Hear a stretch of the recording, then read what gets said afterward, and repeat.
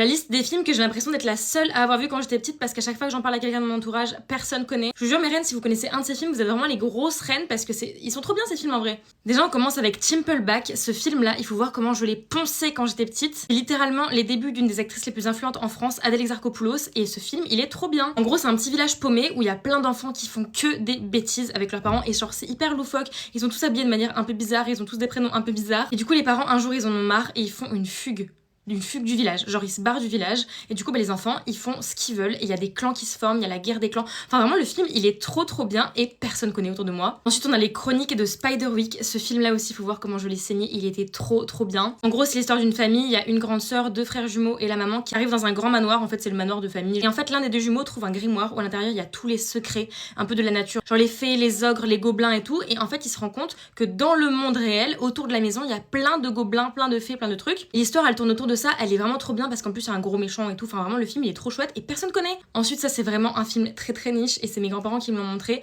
c'est La Souris. Genre La Souris, il faut voir comment je l'ai saigné quand j'étais petite. En gros c'est deux mecs qui arrivent et qui veulent racheter une maison, sauf que dans la maison il y a une souris et la souris elle leur fait vivre plein de catastrophes et tout, genre elle est grave vicelarde la souris et toute l'histoire elle tourne autour de ça, genre ils sont en guerre avec une souris.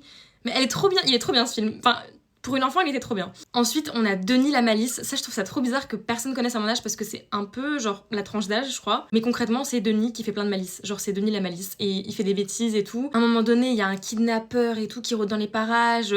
Enfin, le film, il est un peu bizarre, mais il est trop bien. Et il est archi drôle, genre surtout pour les enfants. Je comprends pas que les gens autour de moi ne le connaissent pas. Ensuite, on a New York Minute. Et lui, je suis vraiment choquée que pratiquement personne connaisse autour de moi alors qu'il est vraiment génial ce film. Surtout qu'il a été sur Netflix pendant hyper longtemps. C'est avec les sœurs Olsen. Et en gros, c'est deux jumelles qui sont drastiquement différentes. Genre, il y en a une, elle est un peu grunge et tout, et l'autre, elle est clairement tirée à quatre épingles et tout, très coincée. En fait, du coup, on suit toutes leurs péripéties pendant une journée, pendant 24 heures en fait, d'où le nom New York Minute. Il y a plein de péripéties qui leur arrivent, et le film, il est grave feel good, genre juste tu le regardes, il est trop bien, il y a pas trop d'intrigue, et il est juste trop bien. Et les filles, elles sont trop belles, c'est à New York, enfin, je comprends pas que personne connaisse. Et enfin, ça c'est niche, je crois, c'est vraiment trop niche et c'est pour ça que personne connaît. La pierre arc-en-ciel, enfin le vrai nom du film c'est Short en anglais. Juste moi quand j'étais petite je l'appelais la pierre arc-en-ciel parce que bah il y a une pierre arc-en-ciel littéralement dans le film. Et en gros c'est un jeune qui trouve cette pierre arc-en-ciel et la pierre arc-en-ciel elle lui exauce tous ses souhaits. Mais le film il est trop loufoque, ça veut dire qu'à un moment donné il va y avoir plein de petits extraterrestres autour de lui qui vont lui enlever son appareil dentaire. Enfin il y a rien qui va dans ce film mais pour un enfant il est trop bien et je crois pas que les gens de mon âge ne le connaissent pas non plus